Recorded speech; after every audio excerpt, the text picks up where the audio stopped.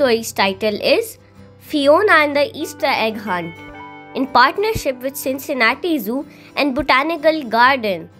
From New York Times best-selling illustrator Richard Cowdery. Don't forget to like, share and subscribe. It was a beautiful spring day. Everywhere Fiona looked, there were new and colorful things. The sunshine was just a little warmer. The grass was just a little greener. And flowers were popping all over the zoo. And something else was popping up too.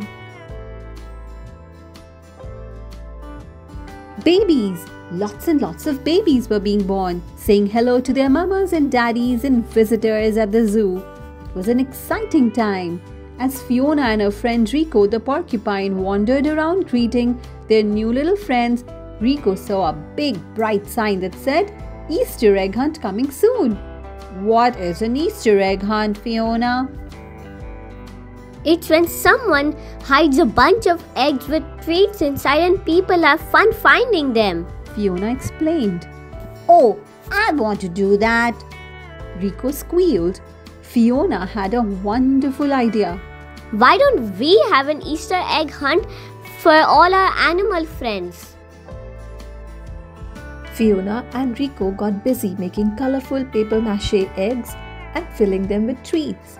They even made lovely invitations for the big event. Finally, Fiona the Easter hippo was ready. She and Rico couldn't wait to hide their beautiful eggs around the zoo.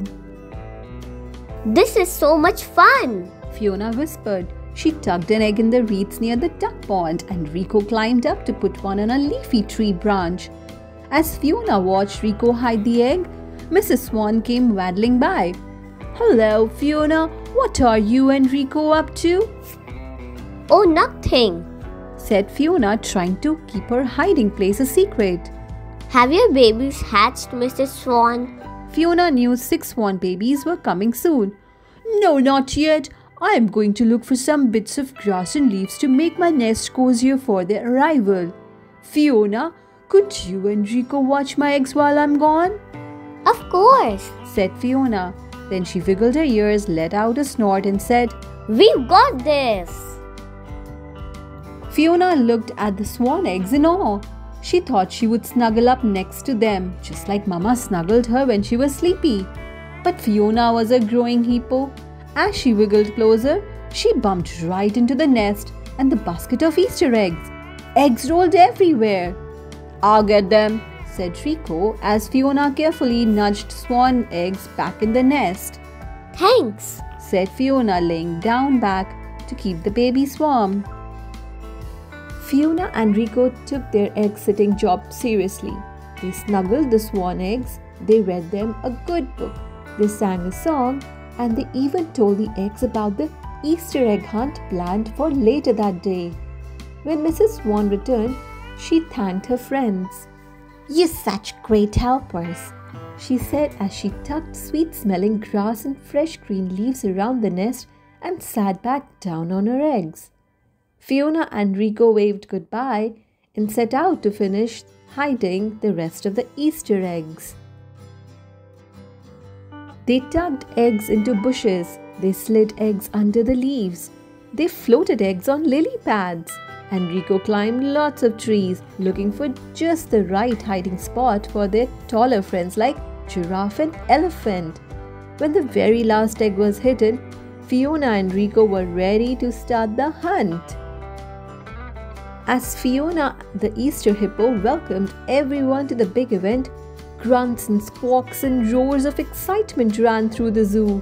Suddenly, above all the other noises came a loud, trumpeting call. My egg is missing," cried Mrs. Swan as her big wings flapping in alarm. Mrs. Swan's call was the loudest sound Fiona had ever heard. Mama and Fiona ran off to the pond with the other animals to see what was wrong. "What's the matter? Can we help?" asked Fiona. "One of my eggs is missing. I had 6 and now there are only 5. It is small and creamy white and it's almost ready to hatch. Please help me find the egg." Rico's eyes grew wide. Then he leaned close and whispered in Fiona's ear. Fiona, remember when the Easter basket tipped over? Could we have put the egg in our basket? I don't know. Fiona replied. If that's what happened, we need to find that egg, Mama said. Don't worry, we'll find it. We've got this, said Fiona. Fiona called all her friends. Gather around, everyone. We're going to go on an extra special Easter egg hunt. We hid eggs all over the zoo for you to find. They're all colorful except for one. One is pretty and white and very special to Mrs. Swan. It's her missing egg. Now, let the hunt begin. The animals ran off in every direction. They found purple and pink and blue eggs in the trees. They found yellow and orange and green eggs in the bushes and tall grass. They even found striped and polka dotted eggs. But no one found a small white egg.